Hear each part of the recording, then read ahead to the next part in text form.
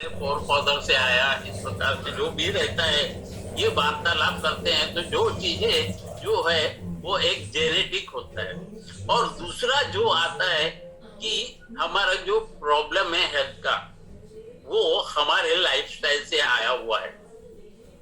अब यहाँ पर भी एक चीज गौर कीजिएगा, आप जो जेनेटिक आ रहा है वो तो ठीक है, लेकिन उसके बावजूद आपकी जो लाइफस्टाइल है, आपकी जो दिनचर्या है, उसमें कुछ ऐसे चीजें हम इन्वॉल्व कर जाते हैं, जानते अनजानते हुए भी, जिसके कारण भी हम हमारे शरीर का वेट को गेन नहीं कर पाते या हम नॉर्मल वेट में नहीं आ पाते। जैसे सर्वप्रथम यहाँ पर जब हम देखेंगे कि यहाँ पे हमारे कुछ एक्सपीरियंसेस भी थे, मैंने लास्ट फ्यू इसमें देखा था, जो वेट गेन के जो यहाँ पर बताए गए थे, जिन्होंने अपना एक्सपीरियंस, उनके इसमें डाइजेस्टिव सिस्टम का प्रॉब्लम था। ये सर्वप्रथम पहली एक चीज होती है। उनका जो गट का इन्फेक्शन है वो क्रॉनिक रहता है। उनका डाइट जो है उसमें जब भी जो भोजन करते हैं उसमें कार्बोहाइड्रेट की मात्रा ज्यादा रहती है और प्रोटीन की मात्रा कम रहती है। आपको हर टॉपिक में यह बताया गया है कि प्रोटीन की मात्रा हमारे शरीर में कितना महत्वपूर्ण रोल अदा करती है। उसी प्रकार से जो उनको कैलोरीज लेना है वो उतनी कैलोरीज ले नहीं पाते या लेते ही नहीं। मान लीजिए किसी का कैलोरी इंटेक की कैपेसिटी 2000 कैलोरीज पर डे लेना है, लेकिन वे उतना ले नहीं पाते। 1200, 1500, 1300 कैलोरीज लेने के बाद ही उनको फुलफिलमेंट हो जाता है, वो इंटेक कर ही नहीं सकते ऐसे कंडीशन में। और उसी प्रकार से उनका जो न्यूट्रिशन का एब्जॉर्प्शन है, कहां पर एब्जॉर्प्शन होता है, ये मैंने गट हेल्थ में बताया था। जो 22 रहते हैं उनका सबसे महत्वपूर्ण उसमें रोल होता है। उनका न्यूट्रिशन का एब्जॉर्प्शन नहीं होता, या ऐसे कुछ व्यक्ति हैं जो मोर एक्सरसाइज यानी एक्सेसिव एक्सरसाइज करते हैं। जैसे हमने आधा घंटा 45 मिनट्स अगर कहा, तो वो 1 घंटा, 1.5 घंटा, 2 घंटा ऐसा एक्सरसाइज करते हैं। तो ओवर एक्सरसाइज जो है वो भी एक कॉज होता है। खान पीन की जो उनकी आदतें हैं वो रहती है।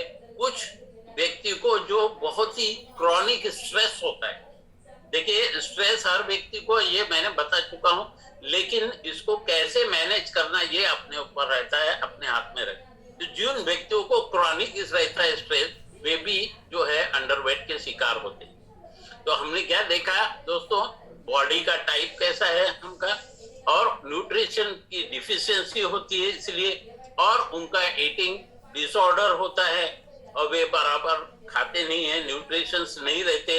उसी प्रकार से कुछ जेनेटिक हिस्ट्री रहती है, कुछ मेडिकल कंडीशंस है, और डिप्रेशन जो है ये हर बीमारियों की जड़ है। जैसे मैंने एक बार कहा था कि बार बार भी कहता हूं कि जो ओबेसिटी है is a mother of all diseases, वैसे ही यहाँ पर स्ट्रेस है, जो डिप्रेशन है, वो भी कई बीमारियों को लेकर के आती है। अब हमको क्या इसका सामना करना पड़ता है जब हम अंडरवेट होते हैं।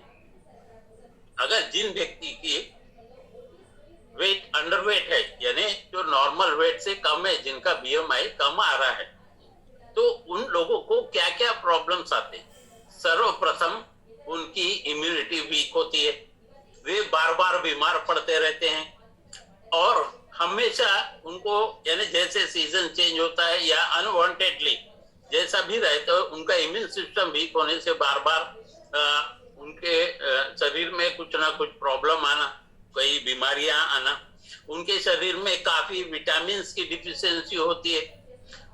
महिलाओं में फर्टिलिटी का प्रॉब्लम आता है।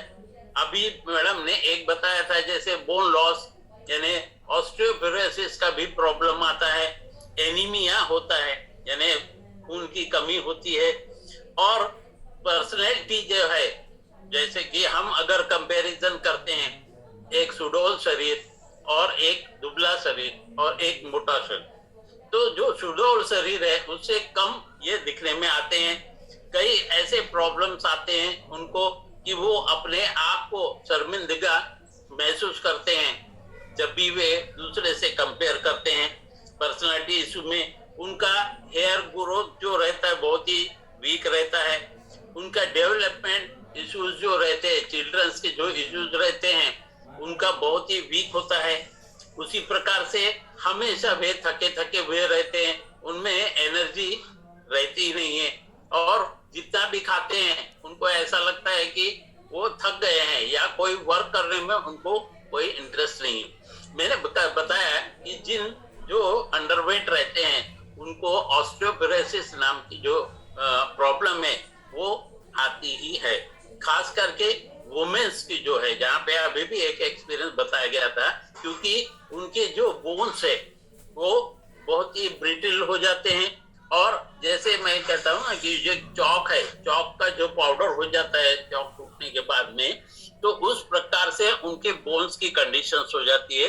ये जो दांत है उनके भी प्रॉब्लम्स आते हैं, हेयर लॉस होना शुरू हो जाता है, उनका जो स्किन में रैशेस आते हैं, पत्ते हो जाते हैं, स्किन ड्राई स्किन हो जाती है और उनको जो है जो दांतों के प्रॉब्लम्स भी आने शुरू हो जाते हैं, खास करके जो व्यक्ति अंडरवेट होता है। उसी प्रकार से उनकी इम्यून सिस्टम वीक होने के कारण, इम्यून सिस्टम जिसका वीक है दोस्तों, चाहे वो हेल्दी हो, अनहेल्दी हो या यानी अंडरवेट हो और मिडिल यानी नॉर्मल रेंज में हो या ओबेस हो, अगर उनकी इम्यूनिटी वीक है तो वो बार बार बीमार पड़े।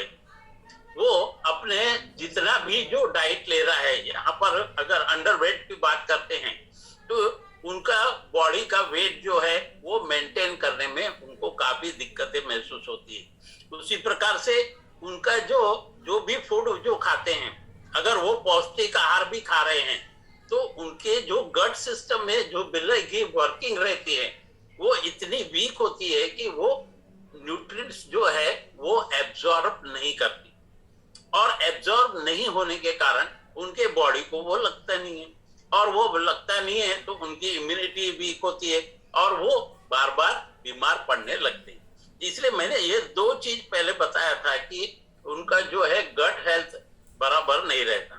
मैंने इसके गट हेल्थ के टॉपिक में भी बताया था कि जो गट हेल्थ है हमारा सेकंड ब्रेन है ना, तो हमारा गट अगर अच्छा है तो आपका 90 to 90% बीमारियों से आप दूर रह सकते हैं, आपका इम्यून सिस्टम भी अच्छा रह सकते हैं। अब यहाँ पर हमेशा जो अंडरवेट व्यक्ति है हमेशा टायर्ड रहता है, थका थका लगता है, कोई काम में मन नहीं लगता। क्यों? क्योंकि इनके जो कैलोरी का मेजरमेंट रहता है वो जितना जो खाना चाहिए, जितनी कैलोरीज उनको मिलना चाहिए या उनके बॉडी को जो रिक्वायर है उतनी कैलोरीज वो नहीं ले पाते। क्यों नहीं ले पाते? क्योंकि उनके इंटरनल जो ऑर्गन्स है उनमें कहीं ना कहीं प्रॉब्लम है। क्योंकि थोड़ा सा भी वो खाते हैं तो ऐसा लगता है कि उनका पेट भर गया है, वो नहीं खा पाते, है ना। तो क्यों? इसके पीछे भी वही रीजन है, उनका जो गट हेल्थ है। तो जितना कैलोरीज चाहिए उनको प्रतिदिन उनके बॉडी के अनुसार उतना नहीं ले पाते, तो प्रॉपर उनको न्यूट्रिएंट्स, विटामिन, प्रोटीन्स वगैरह नहीं मिल पाता, इसलिए भी वो अंडरवेट होते हैं। दूसरा और एक रीजन है, वे एनीमिक होते हैं। एनीमिक होते हैं इसका मतलब कैसा है कि उनके इसमें जो ब्लड का काउंट है वो कम रहता है, लो हो जाता है, इसलिए वो एनीमिक होते हैं। और एनीमिक होने से क्या होगा? सुस्ती लगना, सर में दर्द आना, थकावट सा लगना, ये सारी चीजें जो है ये सारे सिम्टम्स दिखाते हैं हमारे अंडरवेट होने के रीजन।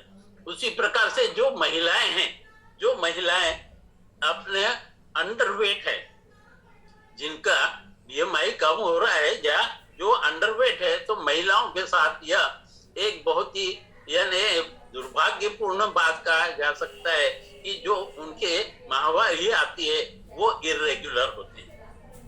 यानी कहने का मतलब जो है कि जो उनका साइकिल है वो साइकिल जो है वो डिस्टर्ब होता है, यानी मेंस्ट्रुएशन कभी कभी जो रहता है वो बंद हो जाता है।